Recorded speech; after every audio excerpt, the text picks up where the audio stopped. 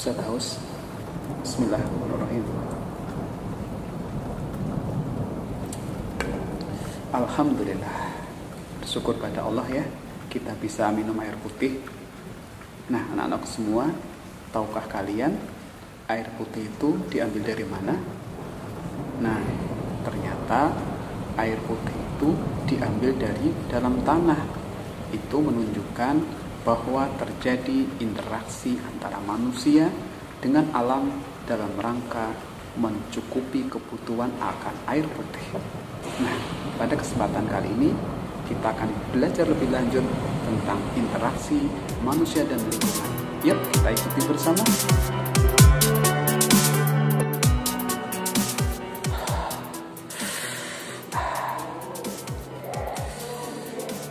Masya Allah, segar sekali. Apalagi kalau maskernya dibuka. Ada anak-anak. Assalamualaikum warahmatullahi wabarakatuh. Jumpa lagi dengan saya Ustadz Anang Utama. Pada pertemuan kali ini Ustadz mengajak kalian jalan-jalan melihat alam. Coba lihat di sana. Ada gunung yang menjulang, ada bukit, ada sungai, ada hutan, dan lain-lain. Kita terasa kecil sekali. Semua alam adalah ciptaan Allah. Nah, kita patut bersyukur. Sudah selayaknya kita bersyukur kepada Allah. Karena Allah sudah menyediakan kepada kita kebutuhan yang kita ambil dari alam sekitar kita. Dalam kesempatan kali ini, Ustadz akan membahas tentang interaksi manusia dengan lingkungan. Nah, lingkungan yang pertama adalah lingkungan alam. Kita bisa ambil contoh. Manusia mengambil kayu dari hutan. Nah, sesungguhnya alam sudah menyediakan melalui hutan kebutuhan manusia akan kayu. Manusia mengambil air. Alam menyediakan air untuk kebutuhan manusia. Kemudian manusia membutuhkan ikan. Maka laut sudah menyediakan ikan-ikan yang sangat banyak. Di samping itu, manusia membutuhkan batu-batuan untuk bangunan. Maka alam juga menyediakan. Semua itu adalah contoh bagaimana manusia memanfaatkan alam untuk kebutuhan hidupnya. Dari air, batu, kayu, dan lain-lain. Maka marilah kita bersyukur, kita rawat alam ini dengan sebaik-baiknya. Wow, rasanya udaranya kok dingin nih. Nah, supaya tidak dingin, Ustadz akan olesin leher Ustadz dengan minyak kayu putih biar terasa lebih hangat. Nah, ngomong-ngomong, kalian tahu tidak minyak kayu putih itu berasal dari mana?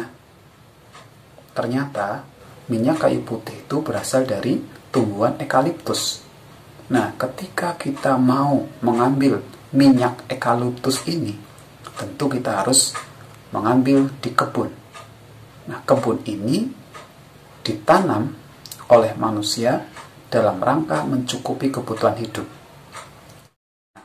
Oleh karena itu, salah satu upaya manusia mencukupi kebutuhan hidup adalah melakukan perubahan di lingkungannya.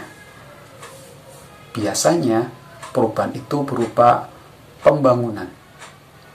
Kenapa manusia melakukan pembangunan? Artinya, supaya kebutuhan manusia itu tercukupi, baik kebutuhan pangan, sandang, papan, dan lain-lain. Nah, contoh pembangunan yang dilakukan manusia seperti mengepras bukit. Nah, bukit itu dijadikan jalan. Nah, kemudian membuat daerah resapan air menjadi wilayah pemukiman, atau merubah areal hutan menjadi wilayah perkebunan atau pertanian seperti sawah dan ladang. Nah, akibat dari pembangunan ini, jika itu tidak dikontrol, tidak ramah lingkungan, maka bisa menimbulkan bencana seperti banjir, tanah longsor, atau mungkin pencemaran udara, pencemaran air, dan lain-lain. Berarti ada satu syarat nih, ketika kita akan membangun, kita harus ramah lingkungan, peduli lingkungan, sehingga efek dari pembangunan itu tidak bisa merugikan kita semua.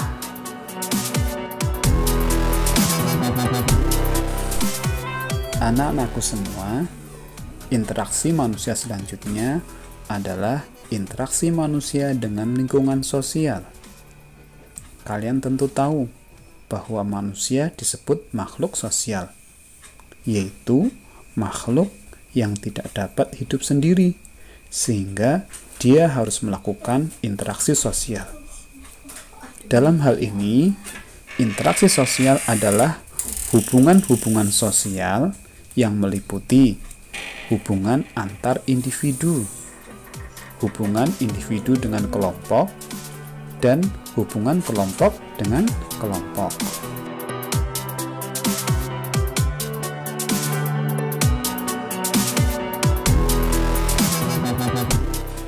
Hubungan antar individu adalah hubungan satu orang dengan satu orang yang lain.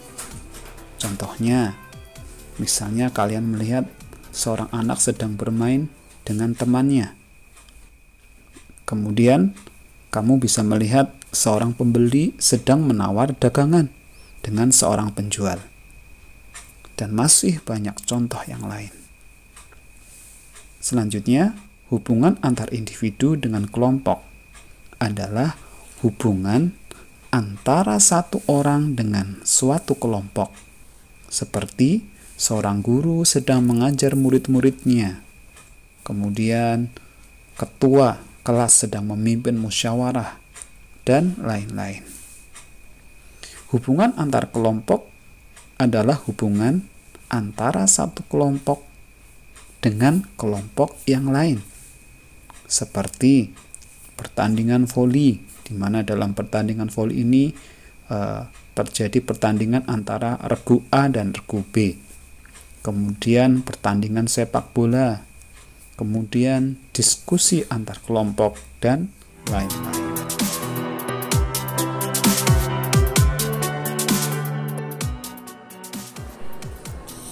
Interaksi sosial terjadi di dalam lingkungan sosial. Nah, tahukah kamu apakah lingkungan sosial? Adalah tempat manusia melakukan hubungan dengan manusia, seperti pasar, sekolah, toko, dan lain-lain. Nah, ternyata interaksi sosial itu ada syarat-syaratnya.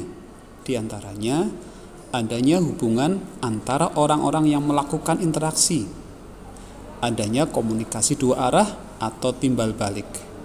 Kemudian, interaksi sosial dilakukan untuk memenuhi kebutuhan dan mencapai tujuan bersama. Anak-anakku semua, setiap interaksi sosial harus selalu diarahkan ke persatuan dan kebersamaan, sehingga dengan persatuan dan kebersamaan ini bisa terhindar dari perpecahan.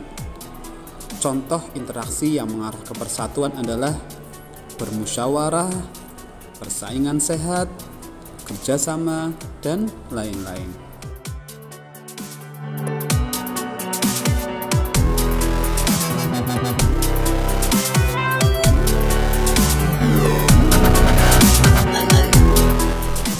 Anak-anakku semua, interaksi sosial harus dijauhkan dari perpecahan. Ini sangat berbahaya karena bisa menyebabkan konflik dan perselisihan seperti perkelahian, tawuran antar pelajar, perang antar suku, persaingan yang tidak sehat, dan lain-lain. Anak-anakku semua, alhamdulillah kita sudah belajar bersama tentang interaksi manusia dengan lingkungan, baik itu lingkungan alam ataupun lingkungan sosial. Nah, kita sebagai manusia hendaknya kita senantiasa bersikap ramah, baik ramah terhadap lingkungan ataupun ramah terhadap sesama manusia, sehingga itu akan menciptakan kehidupan yang nyaman. Marilah kita bersyukur pada Allah. Semoga Allah menambah nikmat ini dan kita menjadi hamba-hamba yang diampuni dosa-dosanya. Ustaz akhiri, semoga bermanfaat. Assalamualaikum warahmatullahi wabarakatuh.